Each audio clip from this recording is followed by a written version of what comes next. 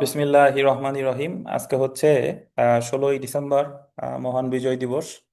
আপনাদের সবাইকে বিজয় দিবসের শুভেচ্ছা, অনলাইন অফলাইনে যারা আছেন।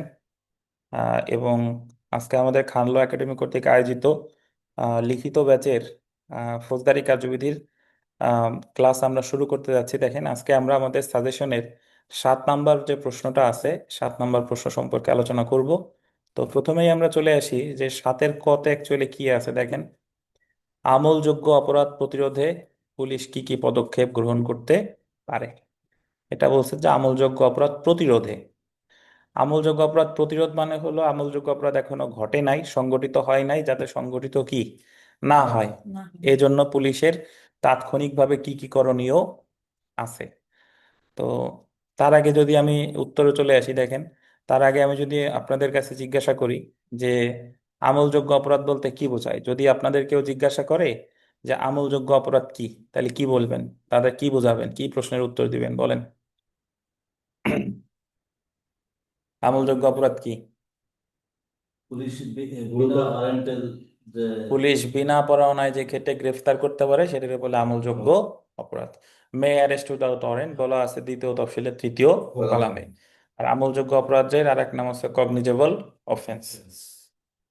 তো উত্তর পড়া শুরু করি। দেখেন, আমলযোগ্য অপরাধ প্রতিরোধে পুলিশ কি কি পদক্ষেপ গ্রহণ করতে পারে তা ফৌজদারি কার্যবিধি 1898 149 থেকে 193 153 ধারা পর্যন্ত আলোচনা করা হয়েছে। কত থেকে কত?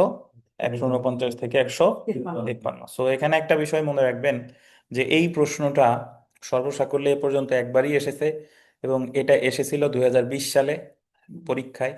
এবং এক্ষেত্রে অনেকে উত্তর বুঝতে পারে নাই, প্রশ্নটা বুঝতে পারে নাই আমলযোগ্য অপরাধ প্রতিরোধে। তখন অবশ্যই অনেকে লেখা শুরু করছে এফআইআর থেকে 154 ধারায় আমলযোগ্য অপরাধ রেকর্ড করছে, এই সেই বিভিন্ন কিছু। বাট অ্যাকচুয়ালি আমলযোগ্য অপরাধ এফআইআরটা তো করে যখন অপরাধটা সংগঠিত হয়ে গেছে। আর যখন অপরাধটা এখনো সংগঠিত যাতে কি না হয়, দুই পক্ষ এক জায়গায় মারামারি শুরু করছে, গ্রামবাসী ব্রাহ্মণবাড়িয়া ধরেন মারামারি শুরু করছে, তাহলে এই মুহূর্তে পুলিশ যাতে মারামারিটা যাতে না হয়, এই মুহূর্তে পুলিশের করণীয় সম্পর্কে আলোচনা করেছে 149 থেকে 153। তো প্রথমে আমরা চলে আসি 149। আমলযোগ্য অপরাধ প্রতিরোধে আমলযোগ্য অপরাধ প্রতিরোধ করবে প্রত্যেক পুলিশ অফিসার আমলযোগ্য অপরাধ প্রতিরোধের জন্য হস্তক্ষেপ করতে পারেন, এবং আমলযোগ্য অপরাধের অনুষ্ঠান তিনি তার সাধ্যমতো প্রতিরোধ করবেন। এটার অর্থ হলো পুলিশ অফিসার তিনি তার সাধ্যমতো, যাতে এই অপরাধটা কি সংগঠিত না না হয়, এই জন্য তিনি তার সাধ্যমতো কি করবেন? চেষ্টা করবেন। সাধ্যমতো চেষ্টা করবেন। তো এখানের একটা কেস রেফারেন্স আছে, এটা যদি আমরা একটু দেখি। দেখেন, অপরাধের আশঙ্কা দেখা গেলেই তবে পুলিশ অফিসারের পদক্ষেপ গ্রহণের ক্ষমতার উদ্ভব হয়। যখন অপরাধটার কি দেখা গেছে, আশঙ্কা, তখনই। কিন্তু যে ক্ষেত্রে আশঙ্কাই দেখা যায় নাই, সেক্ষেত্রে কিন্তু তিনি এই এই এই এখানে এই ধারায় পদক্ষেপ নিতে পারবেন না। যেমন একজন লোক কাঁধে করে কুড়াল নিয়ে যাচ্ছে, এই কুড়াল নিয়ে সে শত্রুকে আঘাত করবে, এই ওসিলায় পুলিশ সেই কুড়াল কেড়ে নিতে পারে না।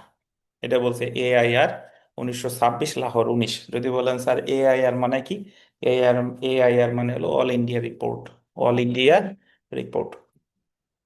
তো এটা একটা বিচারিক নজির। বাংলাদেশে যেরকম আছে ডিএলআর, এমএলআর, তারপরে আপনার বিএলডি, এই টাইপের আর কি এআইআর।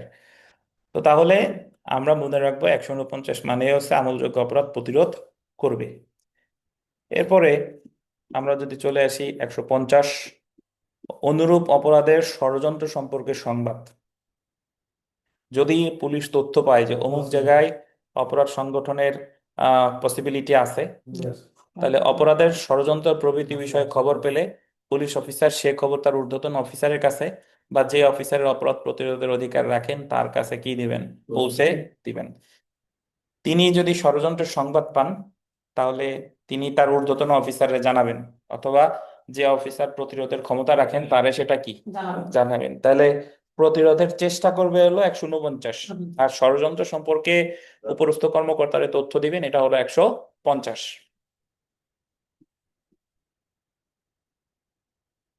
আমরা চলে এসে ধারা 151, অনুরূপ অপরাধ প্রতিরোধের জন্য গ্রেফতার। অনুরূপ অপরাধ প্রতিরোধের জন্য কি গ্রেফতার।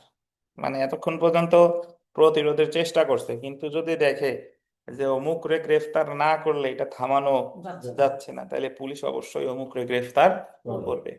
কোনো পুলিশ অফিসার যদি কোনো আমলযোগ্য অপরাধ সংগঠনের ষড়যন্ত্রের কথা জানতে পারেন এবং তার নিকট যদি প্রতীয়মান হয় যে এই অপরাধ সংগঠন অন্যভাবে নিবারণ করা যাবে না, তাহলে তিনি ম্যাজিস্ট্রেটের আদেশ ও ওয়ারেন্ট ব্যতীত এই ষড়যন্ত্র ব্যক্তিকে গ্রেফতার করতে পারেন। এটা আমরা এর আগেও পড়ছি, ওই যে 54 এর সাথে, যে বিনা পরোয়ানায় কোন কোন ক্ষেত্রে গ্রেফতার করতে পারে। তাইলে যদি ওনার কাছে মনে হয় যে একে গ্রেফতার না করলে আমলযোগ্য অপরাধ প্রতিরোধ করা সম্ভব না, তাহলে তিনি গ্রেফতার করতে পারে। আর গ্রেফতার সম্পর্কে আলোচনা করা হয়েছে কত ধারায়? 151। তো ব্যাখ্যা যদি দেখেন, এই ধারার উদ্দেশ্য হচ্ছে গুরুতর পরিস্থিতিতে অপরাধ প্রতিরোধের জন্য পুলিশ বিনা ওয়ারেন্টে গ্রেফতারের ক্ষমতা প্রদান। যেখানে অবস্থা গুরুতর নয় সেখানে এই অধিকার প্রয়োগ করা যাবে না। 151 ধারায় তিনি বিনা ওয়ারেন্টে গ্রেফতার শুধুমাত্র ইমার্জেন্সি সিচুয়েশনে, যে ক্ষেত্রে দেখলো যে ধরেন দুই পক্ষ হেলমেট নিয়ে, জিনিসপত্র নিয়ে, একজন আর এক পক্ষ আর এক পক্ষের সাথে প্রায় সংঘর্ষ বেঁধে যাবে, এই পরিস্থিতিতে যদি পুলিশ দেখে যে গ্রেফতার না করলে এদেরকে বিরত রাখা যাচ্ছে না, তাহলে অবশ্যই এখানে কি করবে? গ্রেফতার করবে। তাহলে বিনা অপরাধে গ্রেফতার করতেছে কত? 151। আমি সবসময় একটা কথা বলি যে আপনার পরীক্ষার হলে আপনি যখন পরীক্ষার আগের রাতে রিভিশন দিচ্ছেন, তখন কিন্তু আপনার প্রতিটা লাইন বাই লাইন মনে রাখা কিন্তু সম্ভব না। তাহলে আমি মনে রাখবো যে আমলযোগ্য অপরাধ প্রতিরোধের চেষ্টা করবে 149, তারপরে এটা আমি নিজের ভাষায় দুই চার কথা লিখবো। ষড়যন্ত্র আছে 150, এবং আমলযোগ্য অপরাধ প্রতিরোধের যদি ব্যর্থ মানে মনে হচ্ছে যে প্রতিরোধ করতে হলে অবশ্যই গ্রেফতার করা দরকার, তাহলে গ্রেফতার করবে কততে? 151। ওই যে 54 সাথে এটা অ্যাড করছেন 150 তাহলে এখানে ব্যাখ্যা যদি দেখেন, এই ধারার উদ্দেশ্য হচ্ছে গুরুতর পরিস্থিতিতে অপরাধ প্রতিরোধের জন্য পুলিশকে বিনা ওয়ারেন্টে গ্রেফতারের ক্ষমতা প্রদান। যেখানে অবস্থা গুরুতর নয় সেখানে এই অধিকার প্রয়োগ করা যাবে। অবস্থা যদি গুরুতর না হয় তাহলে শুধু শুধু এই ধারায় কাউরে গ্রেফতার করে হয়রানি করা যাবে না। বুঝছেন? আমরা চলে আসি ধারা 101, সরকারি সম্পত্তির ক্ষতি সাধন প্রতিরোধ। সরকারি সম্পত্তি, আমাদের চারপাশে যত সয় সম্পত্তি আছে, এই যে রাস্তাঘাট, যেটা পার্সোনাল প্রপার্টি না সেটাই তো সরকারি সম্পত্তি। এখন সরকারি সম্পত্তি, রেল লাইন, তারপরে তারপরে এই যে আমাদের লঞ্চ টার্মিনাল যা যা আছে, আমরা যদি পুলিশ যদি দেখে যে কেউ সরকারি সম্পত্তির ক্ষতি সাধন করার চেষ্টা করতেছে, তাহলে অবশ্যই কি করবে? মানে প্রতিরোধ করার চেষ্টা করবে। 100 কত? 52। বাংলাদেশের অনেক স্থানে সরকারি স্থাবর বা অস্থাবর সম্পত্তি যেমন জমি জমা, ঘরবাড়ি, মালপত্র আছে। বাংলাদেশের অনেক স্থানে নৌপথে জনকল্যাণের জন্য সরকারি চিহ্ন দেওয়া আছে। এসবের অপসারণের চেষ্টা যদি কোনো পুলিশ অফিসার দেখতে পান, তাহলে তিনি তা বন্ধ করার কি করবেন? চেষ্টা করবেন। তাহলে সরকারি সম্পত্তিতে যদি ক্ষতি সাধনের সম্ভাবনা দেখা দেয়, তাহলে সেটা প্রতিরোধের চেষ্টা করবেন। এই সম্পর্কে বলা হয়েছে কত ধারা? 152 ধারা।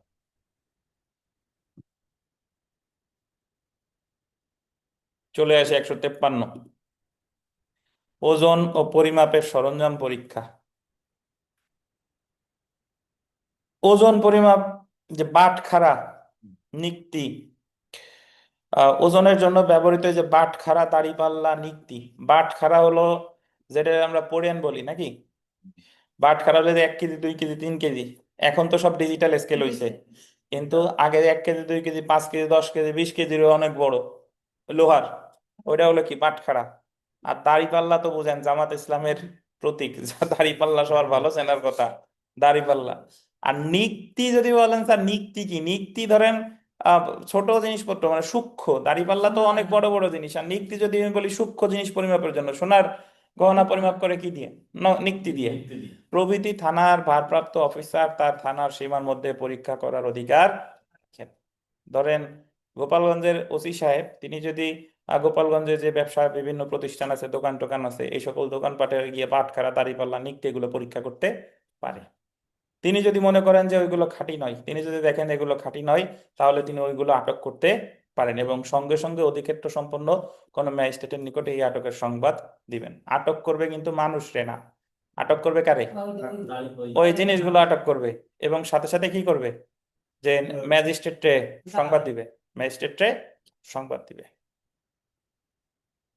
ব্যাখ্যা যদি দেখেন যে দীর্ঘদিনের ব্যবহারের ফলে বাটখারা ক্ষয় হয়ে যেতে পারে, এবং সেই ক্ষয় যদি খুব সামান্য হয়, তাহলে বাটখারাকে খাঁটি নয় এমন বাটখারা বলা যাবে অনেক সময় এমন হয় যে ভাই মানে অনেক ক্ষেত্রে একটা জিনিস যখন আপনি দীর্ঘদিন ব্যবহার করবেন সেখানে তো একটা মানে একটা হয়। ক্ষতি হয়, অপচয় বলে একটু তো হয়। আহ, আপনি যে রিমোটটা বাসায় ব্যবহার করেন ওই রিমোটও তো একসময় ব্যবহার করতে করতে ওই নাম্বার উঠে যায়। ল্যাপটপের ট্র্যাকপ্যাড যেটা আছে তেল তেলে হয়ে যায়, অক্ষর উঠে যায়, মোবাইলের বাটনের উঠে যায়। ঠিক একইভাবে বাটখারা ব্যবহার করলেও তো একটু সামান্য ক্ষয় হতে পারে। এটারে এই ধারার আওতায় ফেলানো যাবে, ফেলা যাবে না। বুঝতে পারছেন? তাহলে এই যদি বলে যে আমলযোগ্য অপরাধ প্রতিরোধে পুলিশের কি কি ক্ষমতা আছে, আমি মনে করি না লেখা খুব জটিল কিছু। জাস্ট ধারাগুলোর টাইটেল মনে রেখে বাদ বাকি কথাগুলো নিজের মতো করে দিয়ে দিবেন। তাহলে আমলযোগ্য অপরাধ প্রতিরোধ করবে 149, ষড়যন্ত্র সম্পর্কে 150, প্রতিরোধের ক্ষেত্রে গ্রেফতার করবে 151, সরকারি সম্পত্তি ক্ষয়ক্ষতি হলে ক্ষতি সাধনের প্রতিরোধ করার চেষ্টা করবে 152, আর ওজন পরিমাপের সরঞ্জাম পরীক্ষা এটা কত 153। ষড়যন্ত্রের ওই ষড়যন্ত্র করে হুম। যে গ্রেফতার করবে ওই 150 51 একসাথে যোগ করবে। কি করেন বুঝি নাই। বুঝলেন? বুঝছেন? ওনার বোঝার দরকার নাই, ওনার বুঝুনি থাক, হয়। আপনার বোঝা আপনি আমি নেন। এসে যাবে না। তাহলে এই প্রশ্নটা বুঝছেন কিনা? অনলাইন অফলাইনে এই প্রশ্ন নিয়ে কোনো প্রশ্ন থাকলে জিজ্ঞাসা করেন। অনলাইন অফলাইনে যারা আছেন, এই যে যেটা আমরা পড়লাম, এই ক নাম্বার নিয়ে যদি কোনো প্রশ্ন থাকে দয়া করে জিজ্ঞাসা করতে পারেন প্লিজ। স্যার বাটখারা আর নিকটি আবার একটু বুঝান দিই স্যার, নিকটি। স্বর্ণের দোকানে গেছেন? গেছি স্যার একবার। স্বর্ণের একবার গেছেন জীবনে? হয়ে গেছে কাজ, বিয়ে শাদী করেন নাই? আচ্ছা যাই হোক, ওখানে নিক্তি, আপনি একটা জাস্ট মনে রাখবেন, নিক্তি হচ্ছে সূক্ষ্ম জিনিস পরিমাপের জন্য, সূক্ষ্ম ছোটখাটো জিনিস যেগুলো পরিমাপ করে ওইগুলোর নিক্তি। সোনা রূপা এগুলো দেখবেন যে ওই যে ছোট ছোট ইতে পরিমাপ করতেছে নিক্তি। আর নিক্তি আর দাঁড়িপাল্লা অ্যাকচুয়ালি আপনি যদি একটা হলো বড় আর একটা হলো ছোট, এই হলো কথা। বড় বড় জিনিস পরিমাপের জন্য দাঁড়িপাল্লা, আর ছোট ছোট জিনিস পরিমাপের জন্য কি? নিক্তি। জি স্যার। জি। তাই বলে যেতে যাবে না। আচ্ছা, ওই যে মানে এখন আপনি যদি বড় দাড়ি পাল্লাই যদি 10 গ্রাম মাপতে যান হবে? না, তাহলে তো অ্যাকচুয়াল রেজাল্ট ওই জায়গা আসবে না। আমরা চলে আসি পরের প্রশ্নটায়, 7-এর খ।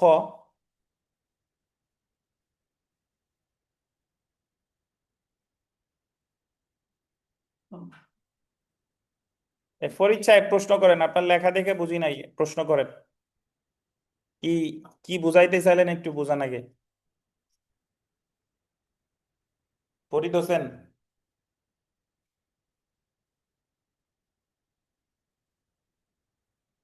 ফরিদ সাহেব শুনতে পাচ্ছেন?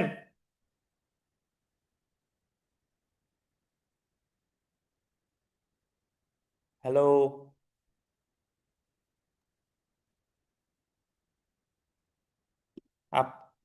আচ্ছা, আপনি এখানে লিখেছেন 153 ধারা পুলিশ সংবাদ দিবে তবে কি গ্রেফতার করতে পারবে না, এটা কি বুঝাইলেন? আমি বুঝি নাই। 153-তে কি গ্রেফতারের কোনো কথা আছে? 153-তে তো ওজন বাটখারা এগুলো পরীক্ষা করবে, যদি ভেজাল হয় উনি আটক করবে, আটক করার পরে ওই জিনিসপত্রগুলো আটক করবে, ব্যক্তিরে না। এরপর জানাবে ম্যাজিস্ট্রেট। এই যে হলো কথা, এখানে সংবাদের কথা কি আর গ্রেফতার কি বুঝাইতে চাইলেন আমার কাছে ক্লিয়ার না। আপনি যদি থেকে থাকেন প্রশ্ন করেন, নাহলে আমরা সামনে আগাই। দেখেন 7-এর খ, ফৌজদারি মামলা তদন্তের ব্যাপারে পুলিশকে অসীম ক্ষমতা প্রদান করা হয়েছে, আলোচনা করুন। এটা মানে ফৌজদারি মামলা তদন্তের ক্ষেত্রে পুলিশ যে আনলিমিটেড ক্ষমতা ভোগ করে, এটা আসলে কি, এটা জানতে চাইছে যে আসলেই কি অসীম ক্ষমতা ভোগ করে কিনা। আর এটার ইংলিশ ভার্সনে এই ধরনের প্রশ্ন আসতে পারে, the police are granted unlimited authority in the investigation of criminal cases, আলোচনা করুন। এইভাবেও আসতে পারে, জিনিস কিন্তু একই, এটার উত্তরও যা ওটার উত্তরও তাই। তো তার আগে আমার জানা দরকার যে বিথিকা বিশ্বাস বলেন যে থানায় কি কি মামলা হয়? থানায় হয় আমলযোগ্য হলো এফআইআর, আর আমল অযোগ্য হলে হবে জিডি। ধন্যবাদ। কত কত ধারায়? এটা আছে 154, আর ওইটা ছিল 155। 154 আর 155। এখন আমি যদি আপনারে বলি যে 154 ক্ষেত্রে কি পদ্ধতি অনুসরণ করে বলেন তো, মনে আছে? এজাহার প্রথমে, তারপরে এফআইআর, তারপরে ওই এফআইআর হওয়ার সাথে সাথে কি তদন্ত করতে পারবে 156-তে? হ্যাঁ এফআইআর রেকর্ড হলো 154-তে, হ্যাঁ আর তদন্ত করবে 56 156-তে, মনে আছে?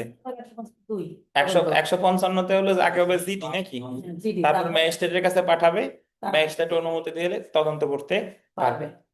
এটা সবকিছুই 155-তে আছে। এখন এই যে যে তদন্ত যিনি করবে তারে কি নামে, তারে কি বলে, বাংলায় কি বলে? হলো ইনভেস্টিগেটিং হ্যাঁ, অফিসার। বাংলায় বলে তদন্তকারী কর্মকর্তা, আর কর্মকর্তা। ইংরেজিতে বলে কি? Investigating officer. ইনভেস্টিগেশন না, ইনভেস্টিগেটিং অফিসার। আর সংক্ষেপে কি বলে? আইও। ও আইও। সংক্ষেপে বলে আইও। বুঝতে পারছেন? তো এখন একটা জিনিস এখানে খেয়াল করেন, সেটা হলো যে তাহলে আমি মনে রাখবো প্রথমে এই জায়গায় জিজ্ঞেস করছে যে ফৌজদারি মামলার তদন্তের ব্যাপারে পুলিশ অসীম ক্ষমতা ভোগ করে কিনা। হুম। তো প্রথমে আমার একটু আলোচনা করব যে ফৌজদারি মামলা জিআর মামলায় কখন তদন্ত করে, আর সিআর নন জিআর বা জিডিতে কখন তদন্ত করে। তারপরে এই জায়গায় মেইনলি 154-55 থেকে শুরু করে 173 পর্যন্ত আলোচনা করতে হবে। মাঝে মাঝে দুই একটা ধারা আমরা কি বাদ দিব। সো আমরা পড়া শুরু করি। প্রথমেই দেখেন, অপরাধ সংগঠনের সংবাদ প্রাপ্তির পর ঊর্ধ্বতন কর্মকর্তার নির্দেশক্রমে পুলিশ কর্মকর্তা কর্তৃক আইন অনুযায়ী পরিচালিত উক্ত অপরাধের প্রাথমিক যাচাই বাছাই কার্যক্রমকে কি বলে? পুলিশ তদন্ত বলে। ফৌজদারি কার্যবিধি 1898-এর 154 থেকে 173 ধারা পর্যন্ত পুলিশের তদন্ত সংক্রান্ত ক্ষমতা বর্ণিত আছে। কত থেকে কত? 154 থেকে 173। নিম্নে পুলিশের তদন্ত সংক্রান্ত একটা আকার হবে সংক্রান্ত ক্ষমতা আলোচনা করা হলো। তো প্রথমে আমরা চলে আসি অপরাধ সংগঠনের সংবাদ। এগুলো যদি আপনি জানেন তাহলে কিন্তু মুখস্থ করার কোনো দরকার নাই। এই যে দেখেন, আমলযোগ্য অপরাধের সংবাদ প্রাপ্তির পর থানার ভারপ্রাপ্ত কর্মকর্তা ফৌজদারি কার্যবিধির 154 ধারা মতে উহা লিপিবদ্ধ করবেন, যা এফআইআর বা প্রাথমিক তথ্য বিবরণী বা এজাহার নামে পরিচিত। আমলযোগ্য আমলযোগ্য অপরাধের, আপনাদের হয়ে গেছে, ঠিক করে নেন, অপরাধের সংবাদ প্রাপ্তির পর থানার ভারপ্রাপ্ত কর্মকর্তা ফৌজদারি কার্যবিধির 155-এর 1 ধারা অনুযায়ী সংবাদের সারমর্ম লিপিবদ্ধ করবেন এবং সংবাদদাতাকে ম্যাজিস্ট্রেটের নিকট কি প্রেরণ করবেন। এবং আপনি ইচ্ছা করলে আরো এক কথা লিখতে পারেন যে ম্যাজিস্ট্রেটের কাছে প্রেরণ করবেন, এবং প্রেরণের পরে ম্যাজিস্ট্রেট যদি অনুমতি দেয় তাহলে তদন্ত করতে পারেন। সেটা নিচে আসতেছি। এই যে দেখেন, মামলার তদন্ত। মামলার তদন্ত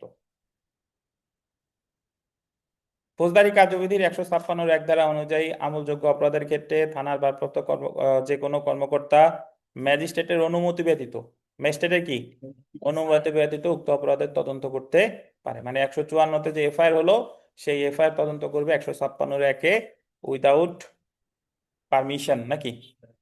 কার পারমিশন ছাড়া? ম্যাজিস্ট্রেটের অনুমতি ছাড়াই 156-এর 1-এ তদন্ত করতে পারে। ফৌজদারি কার্যবিধির 155-2 ধারা অনুযায়ী আমল অযোগ্য অপরাধের ক্ষেত্রে এখতিয়ার সম্পন্ন ম্যাজিস্ট্রেটের অনুমতি ব্যতীত পুলিশ উক্ত অপরাধের তদন্ত করতে পারবেন না। এবং 155-3 ধারা মতে উক্তরূপ আদেশ প্রাপ্তির পর পুলিশ অফিসার তদন্তের ব্যাপারে আমলযোগ্য ঘটনার তদন্তের অনুরূপ ক্ষমতা প্রয়োগ করতে পারে। অর্থাৎ এফআইআর এর ক্ষেত্রে ওনার যেরকম ক্ষমতা আছে, জিডির ক্ষেত্রেও যখন জিডিটা রেকর্ড হয়ে ম্যাজিস্ট্রেটের কাছ থেকে, যেটা নন জিআর মামলা হলো, যখন অনুমতি দিল, তখন জিডির ক্ষেত্রেও, জিডিটা যখন নন জিআর মামলায় পরিণত হলো, তখন জিডির ক্ষেত্রেও সে নন জিআর মামলার ক্ষেত্রেও তদন্তকারী কর্মকর্তা একই ক্ষমতা ভোগ করে থাকে। পার্থক্য হলো জিআর এর ক্ষেত্রে ম্যাজিস্ট্রেটের অনুমতি লাগে না, আর নন জিআর এর ক্ষেত্রে ম্যাজিস্ট্রেটের অনুমতি লাগে। তো তাহলে এখানে আমরা 154, 55, 56, মাঝের 57, 58, 59 দরকার নাই। এই 3টা ধারা বাদ, 57, 58, 59। আমরা চলে আসি সাক্ষী তলব।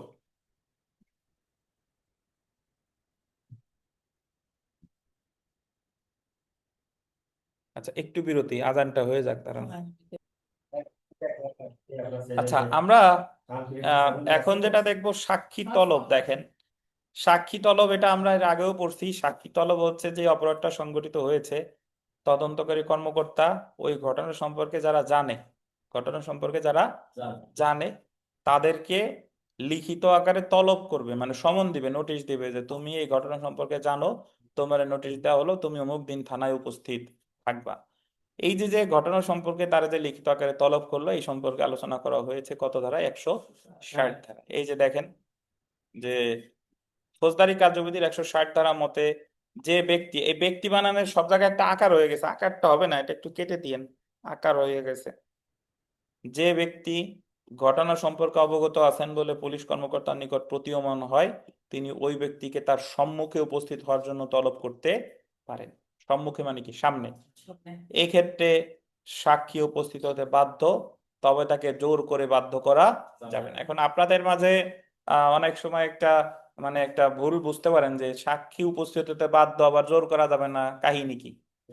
ভাই, সাক্ষী উপস্থিত হতে বাধ্য মানে হলো নোটিশ দিলে তার আসতে হবে। এখন যদি না আসে তারে জোর করে আনা যাবে না, না আসলে সে অপরাধ করছে, তার বিরুদ্ধে মামলা হবে দণ্ডবিধির 174 ধারায়। বুঝছেন?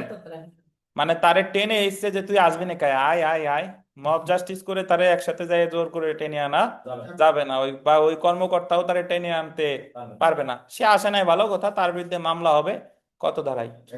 100, দণ্ডবিধির 174 ধারায়। তাহলে সাক্ষীরে কিভাবে তলব করছে? লিখিত আকারে। এখানে কথাটা লেখা নাই, তলব করতে পারেন, এখানে একটু লিখে নিয়েন কি আকারে তলব করবে? লিখিত আকারে তলব করবে। স্যার, বলেন। ওই যে অনেক সময় যে কোর্টে সাক্ষী দেওয়ার জন্য পুলিশ নিয়ে আসে, ওটা ওটা অন্য ধারা না? ওটাও 160? না, সেটা 160 না। কোর্টের সাক্ষী তো 160 না, এটা হলো তদন্তকারী কর্মকর্তার কাছে সাক্ষী 160। কোর্টের সাক্ষী তো কোর্ট যারে, কোর্ট তারে প্রথমে সাক্ষী তো এমনিই আসবে, আসে নাই, তারপরে সমন দিছে, আসে নাই সাক্ষী, তারপরে সাক্ষীর প্রতি ওয়ারেন্ট দেয়। সাক্ষী ওয়ারেন্ট দিলে তখন পুলিশ তারে সাক্ষীরে ধরে নিয়ে আসে। বুঝছেন? সেটা 160 না কিন্তু, মাহমুদ সাহেব। বুঝতে পারছেন? জি স্যার। আচ্ছা, ধন্যবাদ। এরপরে দেখেন সাক্ষীর জবানবন্দি গ্রহণ। সাক্ষী তো আসলো, সে লিখিত মানে ওই নোটিশ অনুসারে আসছে। আসার পরে এখন ওই সাক্ষীর জবানবন্দি গ্রহণ করবে 161 ধারায়। দেখেন ফৌজদারি কার্যবিধির 161 ধারা মতে যে ব্যক্তি, ওই বানানটা কেটে নেন, যে ব্যক্তি ঘটনা সম্পর্কে অবগত আছেন, তদন্তকারী কর্মকর্তা গোল দিবেন, তাকে মৌখিকভাবে জিজ্ঞাসা করবে। কিভাবে জিজ্ঞাসা করবে? মৌখিকভাবে। তবে যে উত্তর কোনো ফৌজদারি দণ্ড বা বাজেয়াপ্তির দিকে টেনে নিয়ে যায় কোনো ব্যক্তি, সেটা ব্যতীত অন্যান্য সকল প্রশ্নের উত্তর দিতে বাধ্য। এটার অর্থ হলো যে প্রশ্নের উত্তর দিলে সে নিজেই দোষী সাব্যস্ত হতে পারে, এই প্রশ্নের উত্তর দিতে সে বাধ্য না। এছাড়া পুলিশ অফিসার সাক্ষী কর্তৃক তার নিকট প্রদত্ত বিবৃতি লিখে নেবেন। তাহলে সাক্ষী যা যা বলতেছে পুলিশ অফিসার সেটা কি লিখে নিচ্ছে। এবং অনেক সময় আপনারা কনফিউজ থাকেন, কনসেপ্ট ক্লিয়ার করেন যে 161 ধারায় কি আসামির বক্তব্য রেকর্ড করতে পারে? 161 ধারায় আসামির বক্তব্য রেকর্ড করতে পারে? পারে না। কার বক্তব্য রেকর্ড করে? সাক্ষীর। এবং যে প্রশ্নের উত্তর দিতে গেলে সে নিজেই আসামি হয়ে যেতে পারে, সেই প্রশ্নের উত্তর দিতে সে বাধ্য? সে প্রশ্নের উত্তর দিতে সে বাধ্য না, বাধ্য না। জি। এখন আরিফ সাহেব যে বাদ ধরে বাধ্য, স্বাক্ষরে সাক্ষ্য কেন বলে, একটা জোর পাওয়া যায়, বুঝছেন? বাদ ধরে বাধ্য বললে আরো জোর বেড়ে যায়। আস্তে দেখেন এখন, তাহলে তারে তলব করলো 160-এ এবং জবানবন্দি রেকর্ড করলো কততে? 161। এবার দেখেন ফৌজদারি কার্যবিধির 162 ধারা মতে পুলিশ কর্মকর্তার নিকট প্রদত্ত বিবৃতিতে বিবৃতি দানকারী স্বাক্ষর করতে বাধ্য করা যাবে। মানে 162 ধারার মতে বলছে যে 161 ধারা যে বিবৃতি নিল, এটা তারে কি করা যাবে না, স্বাক্ষর করতে বাধ্য করা যাবে না। এছাড়া এখানে একটু লিখে রাখতে পারেন, যদি সময় পান লিখবেন, না এলে নাই, যে উক্ত 161 ধারার বিবৃতি কখন ব্যবহার করা যাবে আর যাবে না। লিখবেন যে 162-তেই বলছে যে 161 ধারার বিবৃতি, 161 ধারার বিবৃতি কখন ব্যবহার করা যাবে বা কখন ব্যবহার করা যাবে না। 161 ধারা বিবৃতি কখন ব্যবহার করা যাবে বা কখন ব্যবহার করা যাবে না, সেই সম্পর্কেও এই ধারায় বলা হয়েছে। সেই সম্পর্কেও এই ধারায় বলা হয়েছে।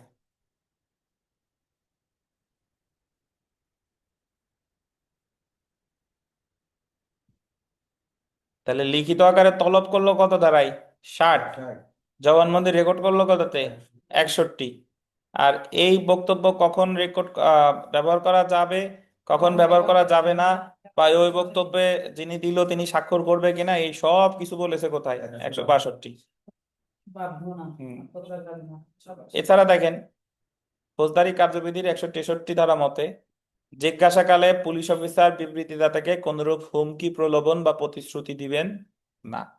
এই যে যিনি পুলিশ অফিসার যিনি জিজ্ঞেস করতেছে, তিনি ওই বিবৃতিদাতারে কি দিবেন না? হুমকি দিবেন না, প্রলোভন দিবেন না, বা প্রতিশ্রুতি দিবেন না। মারপিট করে স্বীকারোক্তি স্বীকার করানো যাবে। কত ধারায় বলছে?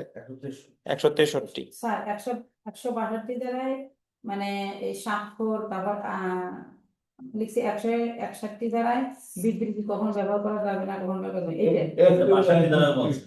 মানে 161 দ্বারা যে কথা বলছে, ওই কথাটা কখন ব্যবহার করা যাবে কি যাবে না সেটা 162 বলছে, সেই কথা বলো। হ্যাঁ, আপনার প্রশ্ন কোথায় বলেন? মানে আমি এনে 161 ধারা লিখছি। হ্যাঁ, ঠিক আছে। তো 161 দ্বারা রেকর্ড তো 161-তে করতেছে, আর 161 দ্বারা বিবৃতি কখন ব্যবহার করা যাবে কখন যাবে না এটা বলছে 162-তে। এবার তল্লাশি পরোয়ানা তো মানে মাঝে বাদ থেকে গেছে দেন 164। 164 পুলিশের ফাংশন না, 164 হলো ম্যাজিস্ট্রেটের ফাংশন, সো এটা এর মধ্যে আসবে না। তল্লাশি পরোয়ানা দেখেন, তল্লাশি পরোয়ানাটা কাটেন, জাস্ট তল্লাশি লেখেন, তল্লাশি পরোয়ানাটুকু কেটে দেন। তল্লাশি পরোয়ানা হবে না, জাস্ট কি তল্লাশি। 165 ধারা মতে সংগঠিত অপরাধের সাথে সম্পর্কিত যে কোনো জিনিস উদ্ধারের জন্য তদন্তকারী কর্মকর্তা যে কোনো স্থানে তল্লাশি করতে পারে। মানে যিনি ইনভেস্টিগেটিং অফিসার তিনি যে কোনো স্থান তদন্তের স্বার্থে, ওই মামলার তদন্তের স্বার্থে যে কোনো স্থান তল্লাশি করতে পারে। এখন এখানে 165 ও 166 ধারা অনুসারে সেটা লেখেন, 165 ও 166 ধারা অনুসারে। 165 ও 166 ধারা অনুসারে সংগঠিত বাকি লেখাটুকু একই, 165 ও 166 ধারা। সেটা হলো স্থান, আর 166 হলো বাইরে। না, এটা তো এখনো বলি নাই। 165 হলো নিজের এলাকায়, আর 166 হলো নিজের এলাকার বাইরে। এখন যদি বলেন স্যার নিজের এলাকা নিজের এলাকার বাইরে, ধরেন যে কোনো থানার একটা নির্দিষ্ট গণ্ডি আছে না, মামলাটা ধরেন উত্তরা থানার, এখন উত্তরা থানার কর্মকর্তা উত্তরার বিভিন্ন স্থানে তল্লাশি করতে পারে 165। আর এখন উত্তরা থানার কর্মকর্তা তার তল্লাশি করা লাগবে বনানীতে গিয়ে, তাইলে যে বিধিবিধান আছে এটা কততে? 166। সো এই দুইটা ধারা অনেক বড়, বাট আমাদের এই জায়গায় অত কথা লেখা লাগবে না। জাস্ট তদন্তের স্বার্থে যে কোনো স্থান তল্লাশি করতে পারে 165 আর কততে? 166-তে। ঠিক আছে, কারণ এই প্রতিটা ধারা নিয়ে বড় এক একটা প্রশ্ন হয়, বুঝেন কিনা?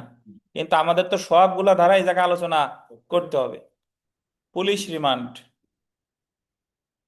পুলিশ রিমান্ড সম্পর্কে এর আগে আমরা অলরেডি বিস্তারিত আলোচনা করছি, এবং 167 ধারায় তো নর্মালি আমরা জানি যারে বিনা প্রণয় গ্রেফতার করলো তারে বিনা প্রণয় গ্রেফতার করার পরে নিকটস্থ ম্যাজিস্ট্রেটের কাছে হাজির করতে হবে 24 ঘন্টার মধ্যে, এটা বলছে 61 ধারায়।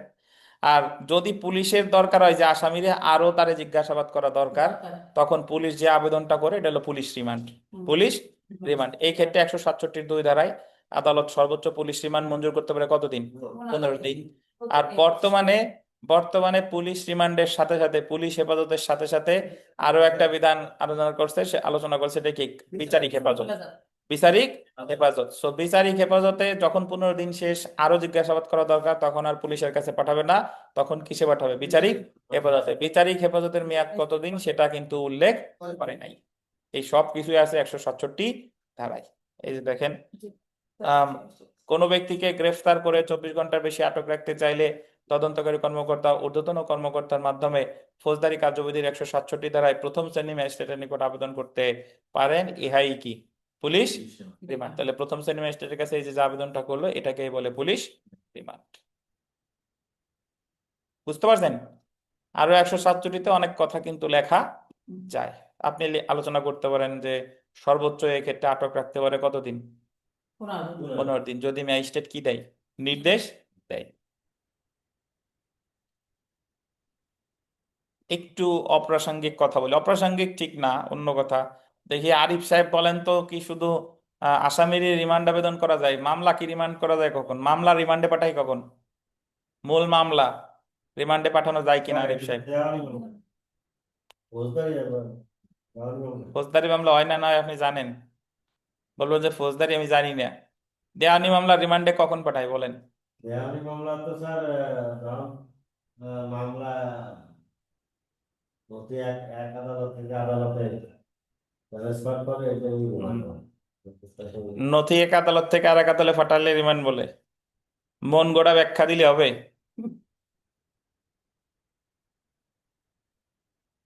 এ বিথিকা বলেন, দেওয়ানি মামলা রিমান্ডে কখন পাঠায় বলেন? আমি হচ্ছে যখন ওই ভুল ত্রুটি পাইনি স্যার।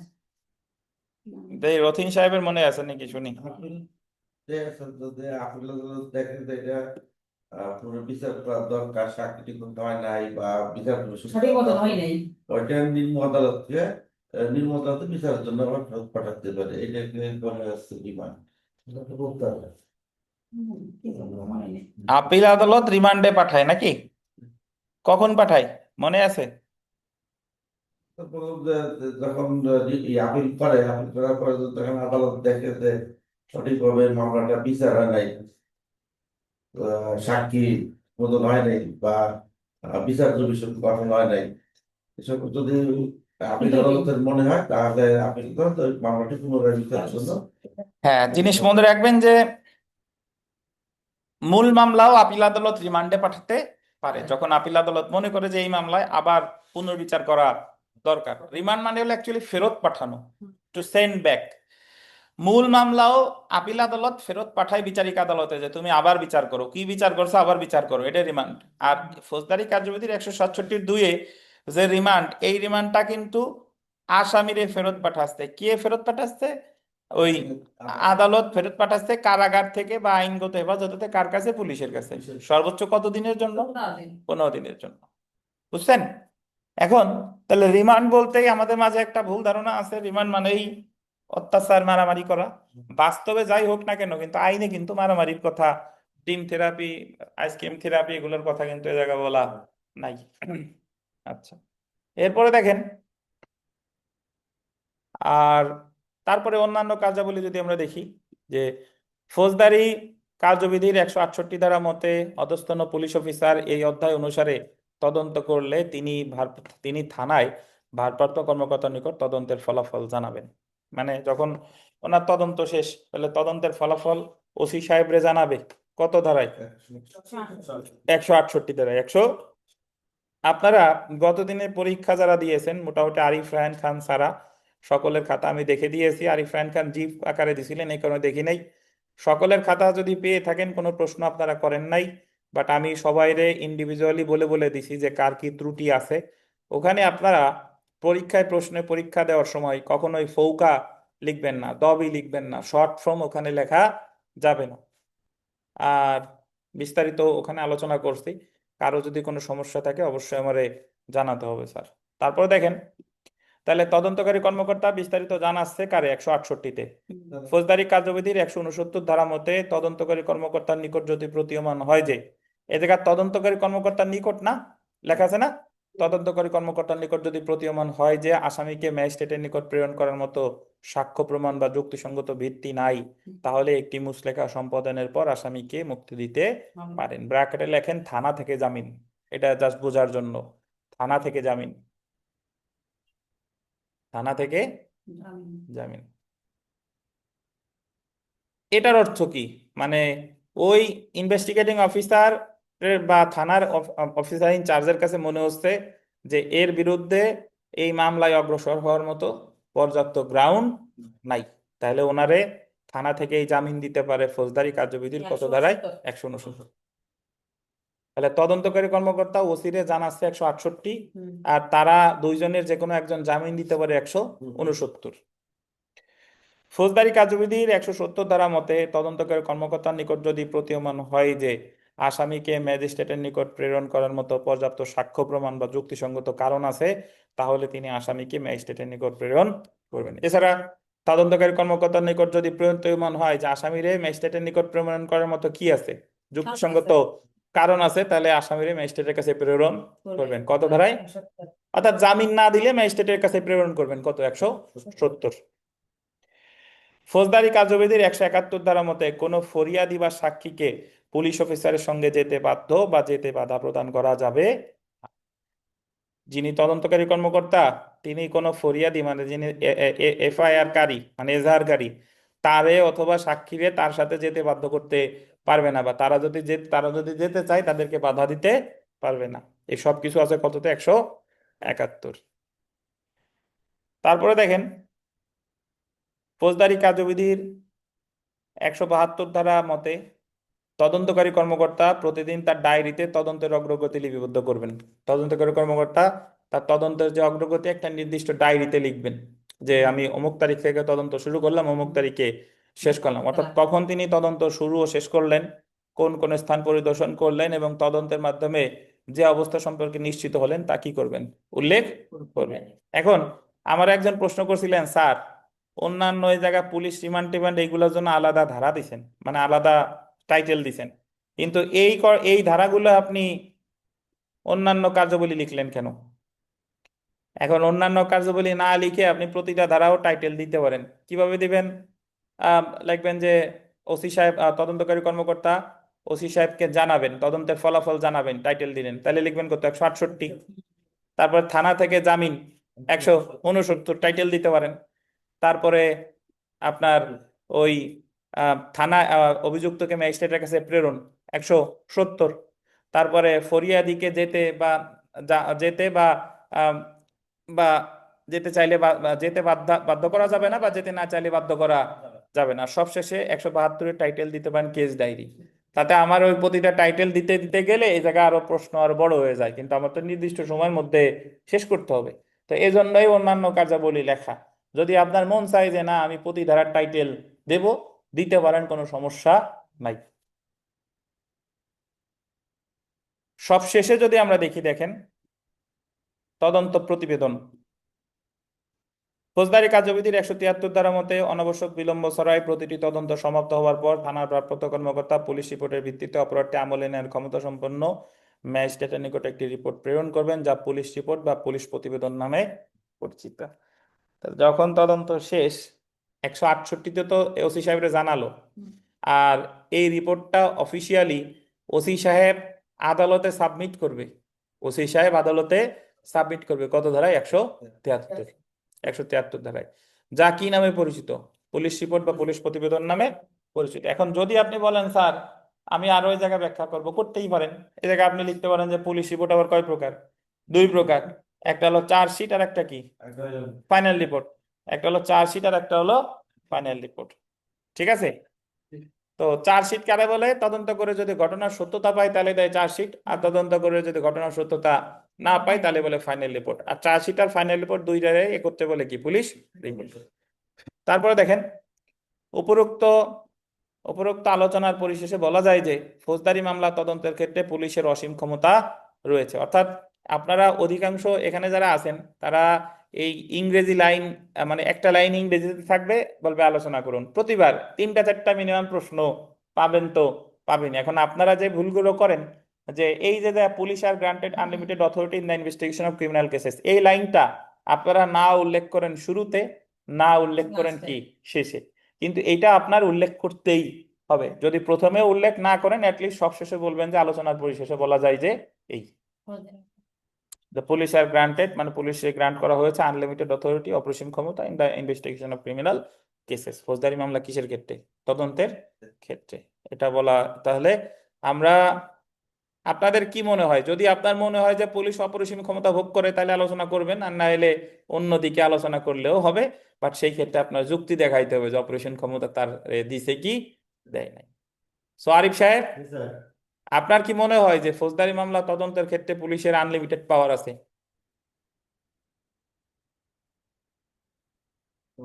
আনলিমিটেড পাওয়ার আছে স্যার, ওই যে প্রথম ক্ষেত্রে পাওয়ারটা তো খাটায় এবং ওটা তো দিয়ে দিয়েছে আমার জন্য মামলা যে এখন আপনি কি একমত কিনা যে আনলিমিটেড পাওয়ার যে পুলিশের আছে তদন্তের ক্ষেত্রে, এটা কি আপনি একমত নাকি দ্বিমত পোষণ করেন?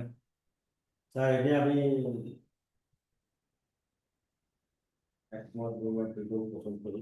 একমত কেন পোষণ করেন আর দ্বিমত কেন পোষণ করেন? ব্যাখ্যা দেন। একমতের ব্যাখ্যা তো আমরা এতক্ষণ ধরে দিলাম, সব একমতের পক্ষে আছে, এখন দ্বিমত পোষণ করলেন কেন? দ্বিমত পোষণ করে ক্ষমতা আছে, এটা সত্য প্রথম চান্সে, কিন্তু এর মাঝেও তো একটু আছে, যেমন আমি যদি আমল অযোগ্য মামলা করি, এখানে তো তার কেন পাওয়ার নাই কেন? তার মানে তো সে ম্যাজিস্ট্রেটের অনুমতি, ম্যাজিস্ট্রেট অনুমতি দিলে তদন্তকারী কর্মকর্তা তো সেই একই ক্ষমতা, ক্ষমতা থাকলেও তো সে নিজে ওইটা করতে পারতেছে না, আবার তার নিজে তো সে অনুমতি পাওয়ার পর তো তদন্ত করার ক্ষেত্রে জিআরও যা, নন জিআরও তাই, সব তো ওই জায়গা আছে। মামলা তো খাতি করতেছে, কি মামলা তো খাতি অফিসে ম্যাজিস্ট্রেটের কাছে বাড়াতে। আর ম্যাজিস্ট্রেট এখানে তদন্ত করলেও তদন্ত প্রতিবেদন গ্রহণ করবে কি করবে না, ওই সরি পুলিশ এখানে তদন্ত রিপোর্ট জমা দিলেও তদন্ত রিপোর্ট গ্রহণ করবে না কি করবে না, এটা তো আচ্ছা ম্যাজিস্ট্রেটের শুনেন, আচ্ছা, ব্যাপার। এটা সত্য। আমাদের সিরাজুল হক সাহেব কি বলে শুনেন, বলেন।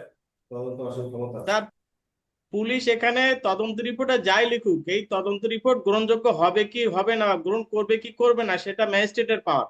হুম। তো সুতরাং সেখানেই তো তদন্ত রিপোর্ট দিলেও অবাধিত ক্ষমতা থাকলেও সে তো ইউটিলাইজ করতে পারছে না। এখন উনি তো ওনার তদন্তের ক্ষেত্রে যা যা আছে সব তো ব্যবহার করবে, এখন গ্রহণ করবে কি করবে না সেটা পরের ব্যাপার, বাট উনি তো আসসালামু আলাইকুম।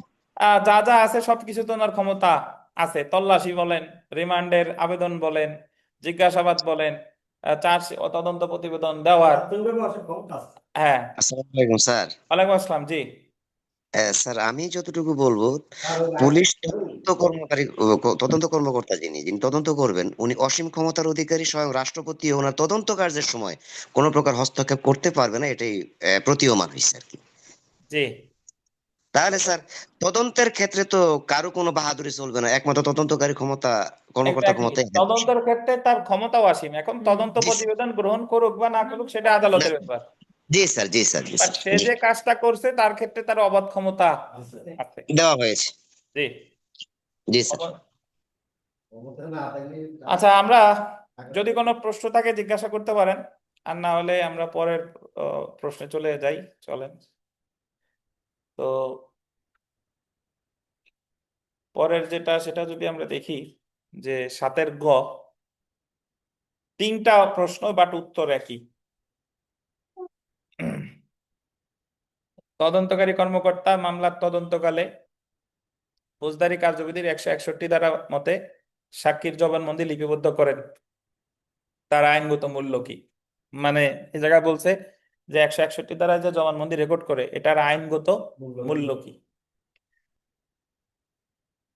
অবলিক দেওয়া আছে। আইনের কোন বিধান বলে তদন্তকারী পুলিশের নিকট সাক্ষী প্রদত্ত জবানবন্দি এবং আদালতের প্রদত্ত সাক্ষীর জবানবন্দি সাদৃশ্য বা বৈপরীত্য আদালতের বিবেচনার জন্য রেকর্ড আনয়ন করা হয়? মানে এটা বলছে হলো, আপনি যে তদন্তকারী কর্মকর্তার কাছে যে সাক্ষ্যটা, যে বিবৃতিটা দিলেন, এবং আদালতে গিয়ে ওই সাক্ষী যে বিবৃতি দিবে, এটা যদি পরস্পর বিরোধী হয়, মানে তদন্তকারী কর্মকর্তার কাছে এক কথা বলছে এবং আদালতে গিয়ে আর এক কথা বলছে, তাহলে এটার আইনগত ফলাফল কি হবে, এই সম্পর্কে আলোচনা করছে, এটাও উত্তর একই। তারপরে দেখেন, বাদী পক্ষ পুলিশের নিকট সাক্ষীর প্রদত্ত জবানবন্দি কখনো কোনো কাজে ব্যবহার করতে পারে কি? এছাড়া বলছে যে বাদী পক্ষ পুলিশের কাছে যে জবানবন্দি দেওয়া হলো এটা কখনো কি সে ব্যবহার করতে পারে কিনা। সো এই 3টা প্রশ্ন 3 আঙ্গিকে আসতে পারে, ওই যে প্রথম, দ্বিতীয়, তৃতীয় 3 আঙ্গিকে আসতে পারে, বাট উত্তর কি বলেন? উত্তর একই। এখন উত্তরটা আপনি লেখা শুরু করবেন যে প্রশ্নটা আসছে সেই প্রশ্নের টাইটেল দিয়ে, ভিতরের বডি এক, কিন্তু আম, প্রশ্নটা যে আঙ্গিকে আসছে টাইটেলটা হবে কি সেই আঙ্গিকে। আচ্ছা, আমরা যদি উত্তর পড়া শুরু করি, দেখেন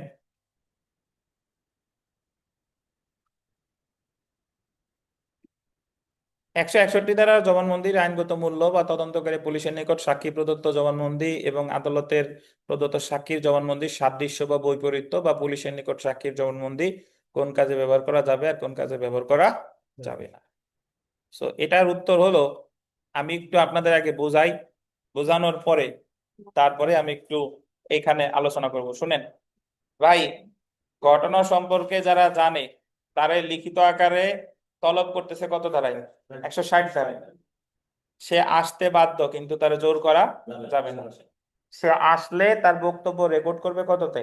161। সে সকল প্রশ্নের উত্তর দিতে বাধ্য, তবে যে প্রশ্নের উত্তর দিলে সে নিজে দণ্ড বা বাজেয়াপ্তিতে জড়িয়ে যাবে সেই প্রশ্নের উত্তর দিতে সে বাধ্য। মনে আছে?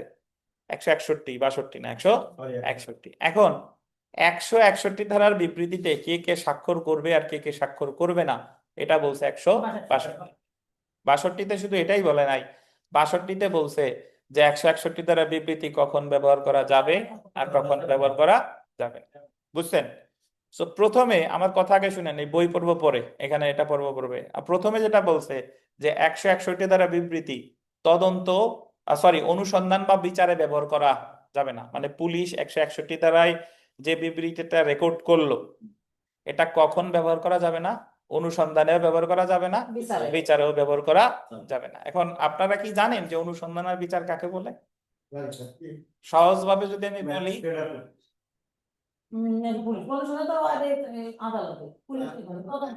এ বিথিকা ওনারা ঠেলে ফেলে দেন। দেখেন, অনুসন্ধান হলো চার্জ গঠনের আগে আদালত যেটা করে সেটা হলো অনুসন্ধান, আর চার্জ গঠনের পরে আদালত যেটা করে সেটা বিচার। এখন 162 ধারায় বলতেছে যে 161 ধারা বিবৃতি অনুসন্ধানেও ব্যবহার করা যাবে না, মানে চার্জ গঠনের আগেও ব্যবহার করা যাবে না, বিচারেও ব্যবহার করা যাবে না। এখন প্রশ্ন এসে যায়, যদি বিচার অনুসন্ধান বা বিচারে ব্যবহার করা নাই যায় তাহলে এই ঘোড়ার ডিম রেকর্ড করে লাভ কি? 161 ধারার বিবৃতি রেকর্ড করে কি লাভ আছে ভাই? লাভ আছে কিভাবে? অনুসন্ধান তো বিচারে ব্যবহার করা যাবে না, বাট দুইটা ক্ষেত্রে ব্যবহার করা যাবে। একটা হলো মৃত্যুকালীন ঘোষণা। কি বলেন? মৃত্যুকালীন ঘোষণা। একজন ব্যক্তি সাক্ষ্য আইনের 32-1 বলছে সে তার মৃত্যুর ঘোষণা দিয়ে মারা গেছে, এটা সাক্ষ্য হিসেবে ব্যবহার করা যাবে। আর একটা হলো আলামত উদ্ধার।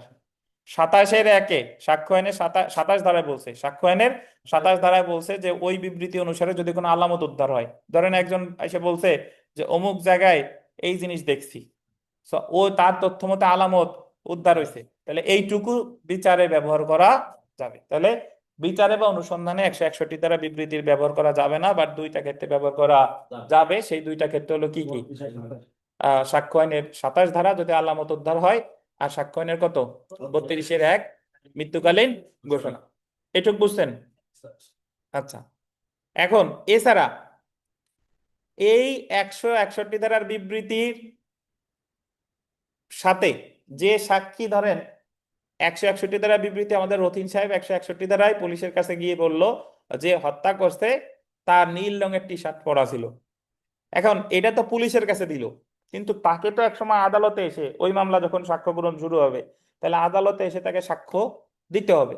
আদালতে এসে সাক্ষ্য দেওয়ার সময় জবানবন্দি দিচ্ছে, এরপর জেরার সময় রথিন সাহেব বলতেছে যে নীল রঙের টি শার্ট না, তার পরা ছিল লাল রঙের টি শার্ট, লাল রঙের টি শার্ট। তাহলে আসামি পক্ষের আইনজীবী রথিন সাহেব রে বলতে পারে যে তাইলে আপনি 161-তে বলেন নীল রং, আর এখন এই জেরার সময় এসে বলতেছেন লাল রং, তাহলে আপনার বক্তব্য পরস্পর বিরোধী। এই যে জেরা করতেছে পূর্ববর্তী লিখিত বিবৃতি সম্পর্কে, এই সম্পর্কে বলা আছে সাক্ষ্য আইনের 145 ধারা। তাহলে 161 ধারার বিবৃতি পরবর্তীতে ব্যবহৃত হতে পারে পূর্ববর্তী বক্তব্যের পরস্পর বিরোধিতা প্রমাণের জন্য ব্যবহার করতে পারে। কে ব্যবহার করতে পারে? আসামি পক্ষ। আসামি পক্ষ সাক্ষ্য আইনের কত ধারায়? 145 ধারায়। আপনি আগে যে বিবৃতি দিচ্ছেন বর্তমান বিবৃতির সাথে মিল নাই, সো আপনি বিশ্বাসের অযোগ্য, এটাই ব্যবহার করতে পারে সাক্ষ্য আইনের কত ধারায়? 145 ধারায়। এই হলো 161 ধারার বক্তব্যের আইনগত তাৎপর্য, যে বিচারে বা অনুসন্ধানে ব্যবহার করা যাবে না, তবে দুইটা ক্ষেত্রে ব্যবহার করা যাবে। আর এছাড়া 161 ধারায় যিনি বিবৃতি দিছে তিনি যদি পরবর্তীতে আদালতে সাক্ষী হিসেবে উপস্থিত হয়ে জেরার সময় যদি ভিন্ন কথা বলে তাহলে পরস্পর বিরোধিতা প্রমাণ করতে পারে আসামি পক্ষের আইনজীবী সাক্ষ্য আইনের 100 কত ধারায়? 45 ধারায়। সো এই কথাগুলোই আমরা একটু পড়বো। দেখেন পড়ি, উত্তর একটু পড়া শুরু করি।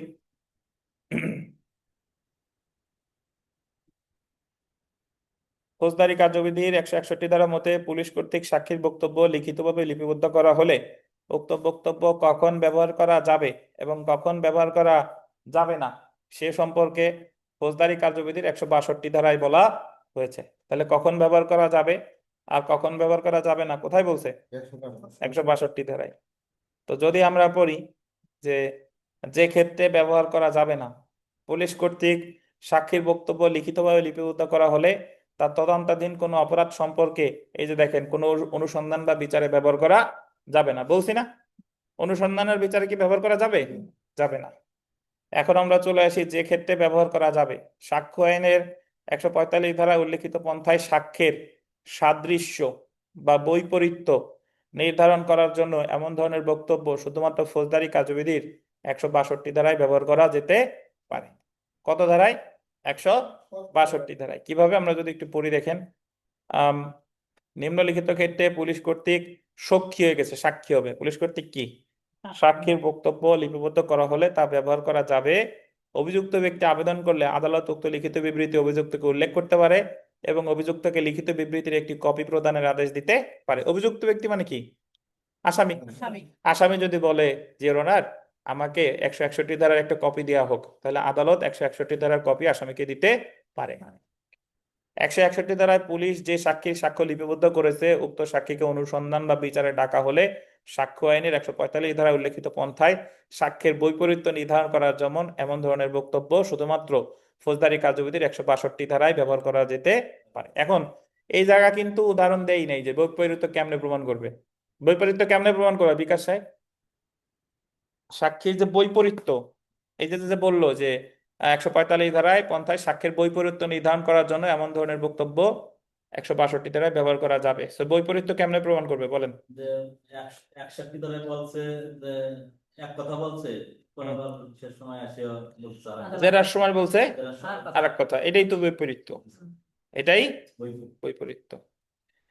তারপরে ফৌজদারি কার্যবিধির 162 ধারার বিধান 162 ধারার বিধান সাক্ষ্য আইনের ধারা 32-এর 1 এবং 27 ধারার জন্য প্রযোজ্য নয়। ভিন্নভাবে বলা যায় যে পুলিশ সাক্ষীর যে জবানবন্দি 161 ধারা অনুযায়ী লিপিবদ্ধ করে তা বিচার বা অনুসন্ধানের জন্য নিম্নলিখিত দুইটা ক্ষেত্রে ব্যবহার করা যেতে পারে। কয়টা ক্ষেত্রে? দুইটা ক্ষেত্রে। কি কি দেখেন, যদি সেটি সাক্ষ্য আইনের 32-এর 1 ধারা অনুসারে কি হয়? মৃত্যুকালীন ঘোষণা। যদি সেটা সাক্ষ্য আইনের 32-এর 1 ধারা অনুযায়ী মৃত্যুকালীন ঘোষণা, অর্থাৎ একজন ব্যক্তি মারা যাওয়ার আগে তার মৃত্যুর কারণ সম্পর্কে যে বিবৃতি দিয়ে যায় সেটা হলো মৃত্যুকালীন ঘোষণা। এছাড়া দেখেন সাক্ষ্য আইনের 27 ধারা অনুযায়ী উক্ত বক্তব্যের উপর ভিত্তি করে পুলিশ কোনো বিষয় বা আলামত উদ্ঘাটন করলে, যেমন কোনো ব্যক্তি, এখানে এই যেমনটা অ্যাকচুয়ালি 32-এর 1-এর সাথে হবে, যেমন কোনো ব্যক্তি 161 ধারায় পুলিশের নিকট বিবৃতি দিয়ে মারা গেল, সেই ক্ষেত্রে তার বক্তব্য বিচার বা অনুসন্ধানে ব্যবহার করা যাবে। এটা হলো 32-এর 1-এর সাথে। আর 27-এর সাথে যদি উদাহরণ দেন যে একজন সাক্ষী বলল বা একজন আসামিও বলতে পারে, সাক্ষী বলল, ধরেন সাক্ষী বলল যে অমুক অমুকরে হত্যা করে লাশ অমুক জায়গায় পুঁতে রাখছে, এটা সাক্ষী দেখছে, তাহলে সাক্ষীর বিবৃতি অনুসারে লাশ উদ্ধার করছে, তাহলে এটা আলামত উদ্ধার করলো, এটা সাক্ষ্য হিসেবে ব্যবহার হবে। সাক্ষ্য আইনে কত ধারায়? 27 ধারায়। বুঝছেন? তাহলে 161 ধারার বিবৃতি কখন ব্যবহার করা যাবে আর কখন ব্যবহার করা যাবে না, এই তিনটা অংশের উত্তর কিন্তু একই। কোনো প্রশ্ন থাকলে জিজ্ঞাসা করেন। স্যার হইলো ওই সাক্ষী যদি 161 ধারা যে জবানবন্দি দেয়, ওই সাক্ষ্য আইনের যেখানে ওই সাক্ষীর বিশ্বাসের অযোগ্যতা বলে প্রমাণ করা হচ্ছে সেখানেও কি ব্যবহার করা যাবে স্যার? কততে আবার বলেন একটু? তো সাক্ষ্য আইনে সাক্ষী যদি মানে সাক্ষীকে যদি বিশ্বাসের অযোগ্যতা প্রমাণ করার জন্য সেখানেও কি ব্যবহার করা যাবে 161 ধারার যে জবানবন্দি দিচ্ছে? হ্যাঁ অবশ্যই। ওই যে তো আসামি পক্ষের আইনজীবী বলবে যে 161 ধারায় বললো এই কথা আর এখন আদালতে উপস্থিত হয়ে বলছে এই কথা, তাহলে ইমপেচিং ক্রেডিট অফ এইটনেস সাক্ষ্য আইনের 155(3) বলছে যে পূর্ববর্তী বক্তব্যের অসামঞ্জস্যতা প্রমাণ করে দেখানো যেতে পারে যে সাক্ষী বিশ্বাসের অযোগ্য। তখন বলবে যে এর ওনার এই দুই জায়গা দুই কথা বলছে, তাই 155(3) ধারা অনুসারে সে বিশ্বাসের অযোগ্য। জি স্যার। বুঝছেন? এখন যদি বুঝে থাকেন, আপনাদের সময় হলো 10 মিনিট। এই 10 মিনিটের মধ্যে পুলিশ অসীম ক্ষমতা ভোগ করে থাকে তদন্তের ক্ষেত্রে, এটা লিখে দেখাবেন। 10 মিনিট যেটুক পারেন, যে ধারা যে আঙ্গিকে, 10 মিনিটের বেশি না। তদন্তের ক্ষেত্রে পুলিশ অসীম ক্ষমতা ভোগ করে থাকে 154 থেকে ওই যে 173 পর্যন্ত। মনে করবেন 10 মিনিট সময়, এর মধ্যে আপনার লিখতে হবে। অর্ধেক লিখলেও হবে না, পুরোটাই লিখে দেখাইতে হবে। এখন যে যতটুকু যে যেভাবে পারেন অনলাইন অফলাইনে যারা আছেন লিখে দেখাইয়া ছবি দেন, দেখি কার কেমন লেখা হয়েছে। 10 মিনিটের বেশি সময় নিবেন না। এই যে হ্যাঁ, 2 মিনিট পর থেকে শুরু হবে। 4:24 তো বাজে, 4:26 থেকে 4:36 সময়। সবাই রেডি হয়ে লেখা শুরু করেন। পুলিশ তদন্তের ক্ষেত্রে অসীম ক্ষমতা ভোগ করে। সময় 10 মিনিট। 10 মিনিটের মধ্যে যা পারেন তাই লিখে দেখাবেন।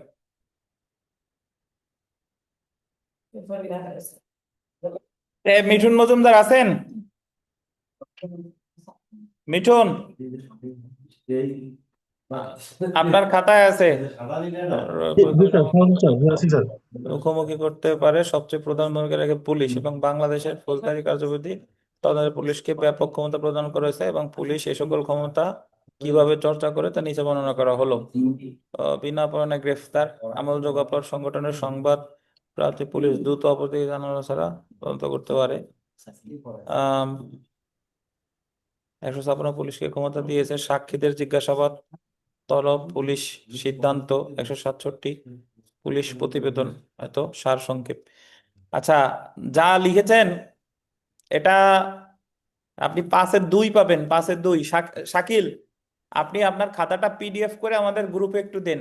ওই যে আপনি যে 3.5 পাইছেন, শাকিল যেটা লিখে 3.5 পাইছে, ওনার খাতাটা দেখবেন একটু পিডিএফ আকারে দিল।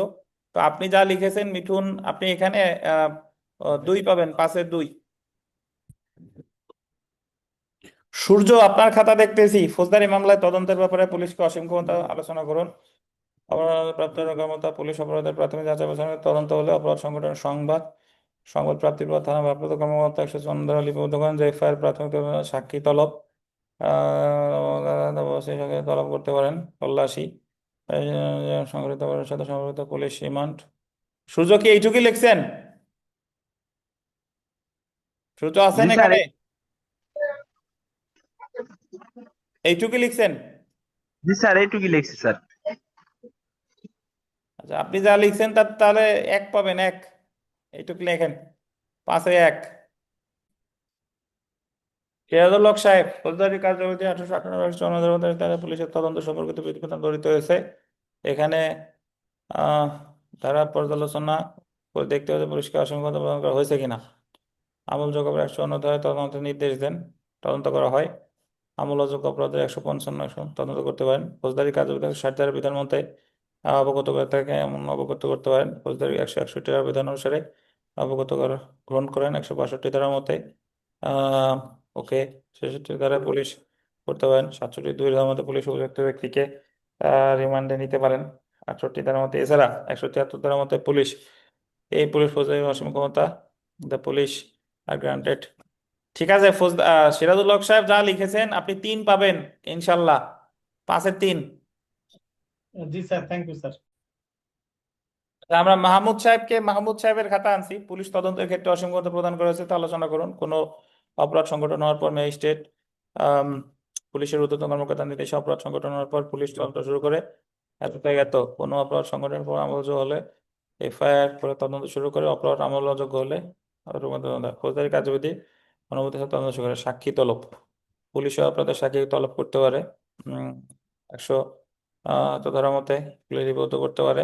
62 ধারা পুলিশের নিকট বিবৃত সাক্ষী জবানবন্দি যিনি উদ্ধার করা যাবে। পুলিশ রিমান্ড বেশি রাখতে পারবো না, আটক রাখতে চাইলে ম্যাজিস্ট্রেট অনুমতি নিতে হবে। ঠিক আছে, যা লিখছেন আর একটু ফিনিশিং দেওয়া যেত। মাহমুদ সাহেব যা লিখেছেন 5-2.5 পাবেন। 5-2.5। 5-2.5 মাহমুদ সাহেব।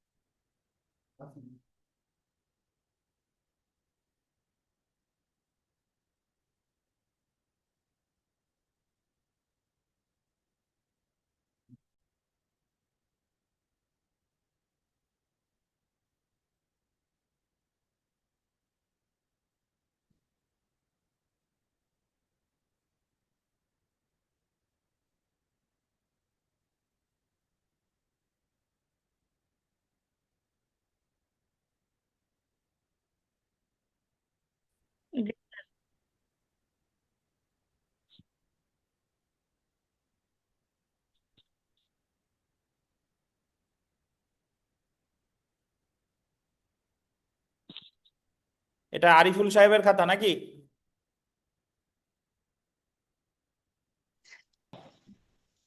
আচ্ছা, এটা আপনার খাতা তো নাকি?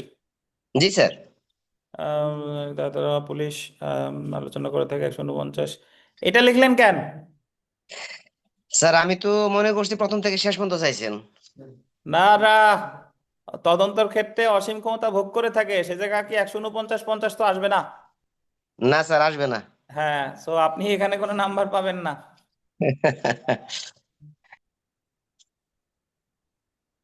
আম, ধারা 154 আমলযোগ্য অপরাধের সংবাদ চাইছে একটা দিছি আর একটা। হ্যাঁ,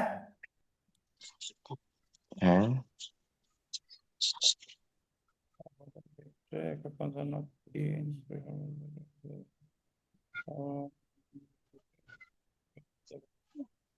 তল্লাশি করতে পারে পুলিশ রিমান্ড বলে 172 ধারায়। আরিফ সাহেব যেটা লিখছেন, আমাদের মাদারীপুরের আরিফ সাহেব যা লিখছেন, আপনি 5-এ 2.5 পাবেন, 5-এ 2.5। একটু ভালো করতে হবে না? হ্যাঁ, আর এক ভালো করতে হবে, জি। বুঝতে পারছি। তো আমাদের এখানে মোটামুটি আজকে যারা যে খাতা দিয়েছেন, যদি মনে করেন যে স্যার কিভাবে লেখা উচিত, আপনি এই জায়গায় যে সিয়ামুল ইসলাম শাকিল আছে, উনি লিখছে, সিরাজ সাহেব লিখছে, এনাদের খাতা দেখতে পারেন। আর কাকে যেন 3 দিলাম, এদের খাতা দেখতে পারেন, যে সময় রিয়াজুল ভাই, অঙ্ক খাতাটা এবং পুরোপুরি একটু এইভাবে ভালো হয়। আমাদের লেখা উচিত, তাহলে ধারণা পাবেন। বুঝতে পারছেন? জি স্যার। তো উন্নতির কোনো শেষ নাই, এখন থেকে রেগুলার এভাবে ইনস্ট্যান্টলি লিখতে দেওয়া হবে। সবাই যখন ক্লাস করতে বসবেন, খাতা কলম অনলাইন অফলাইনে যারা আছেন খাতা কলম নিয়ে আসবেন, অনলাইনে যারা আছেন সর্বক্ষণিক প্রস্তুত থাকবেন। এবং এই খাতা কিন্তু এই যে আপনাদের মূল্যায়ন করে দিয়েছি, এবং আমাদের যে মূল ভিডিওর অংশ, সেখানেও কিন্তু এটা থাকবে। সো এই আর কি। তো আজকে এ পর্যন্তই, ভালো থাকেন। আগামী বৃহস্পতিবার ক্লাস হচ্ছে, এই আর কি। যারা যারা আমাদের এখানে ক্লাস করেন, এখনো অ্যাডমিট হন নাই, ভর্তি হন নাই, দ্রুত এই প্রক্রিয়াটা শেষ করেন। যদি কারো নোট লাগে যোগাযোগ করেন। ভালো থাকেন, আজকে এ পর্যন্তই, আল্লাহ হাফেজ।